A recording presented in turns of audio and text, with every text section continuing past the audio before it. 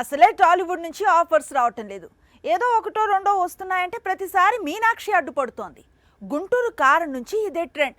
పాపం పూజా హెగ్డే ఈసారి ఏం జరుగుతుందో. లాస్ట్ ఇయర్ ఈ టైం కు టాలీవుడ్ లో టాప్ హీరోయిన్ పూజా హెగ్డే. ఇప్పుడు ఆ సిట్యుయేషన్ లేదు. పూజా చేతిలో అస్సలు తెలుగు సినిమా లేదు. ఈ మూవీ ఆ మూవీ అంటున్నారు కానీ ఏది కూడా లాక్ కావడం లేదు. ఈ దశలో నాగ చైతన్య కొత్త చిత్రంలో పూజా హెగ్డే హీరోయిన్ అంటూ ప్రచారం ప్రారంభమైంది. ఒక లైలా కోసం అంటూ చైతు మళ్లీ పాట అందుకుంటాడు అనుకున్నారంతా. సీన్ కట్ చేస్తే గుంటూరు కారం సీన్ రిపీట్ అయ్యే అవకాశాలు ఎక్కువగా కనిపిస్తున్నాయి. గుంటూరు కారంలో పూజా హెగ్డేను తప్పించి ఆ ఛాన్స్ శ్రీలీల అండ్ మీనాక్షికి ఇచ్చాడు గురూజీ త్రివిక్రమ్. ఇప్పుడు విరూపాక్ష దర్శకుడు కార్తీక్ దండు నాగ చైతన్యతో ప్లాన్ చేస్తున్నాడు.